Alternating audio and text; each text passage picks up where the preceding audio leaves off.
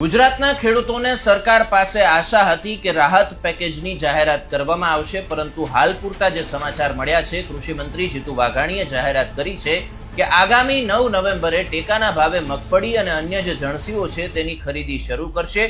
એક ખેડૂત દીઠ 125 મણ મગફળીની ખરીદી કરવામાં આવશે અને ગત વર્ષ કરતા આ વર્ષે જે ભાવ છે તેમાં પ્રતિ ક્વિન્ટલ 480 રૂપિયાનો વધારો કરવામાં આવ્યો છે। પરંતુ ખેડૂતોના મનમાં સવાલ એ પણ છે કે 125 મણ જેટલી મગફળી અને એ પણ ક્વોલિટી વાળી ખેડૂતો પાસે બચી છે ખરી? કેમ કે વરસાદ ત્રાટક્યો તેમાં મોટા પાયે નુકસાન થઈ ચૂક્યું છે અને અત્યારે રાહત પેકેજની જાહેરાત નથી કરાઈ, માત્ર કેન્દ્ર સરકારને ભલામણ કરાઈ છે।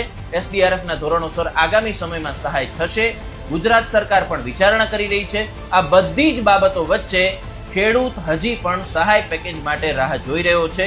શું આગામી સ્થાનિક સ્વરાજ્યની ચૂંટણીને અનુલક્ષીને આ જાહેરાત નથી કરાઈ? એવા પણ સવાલો અત્યારે થઈ રહ્યા છે।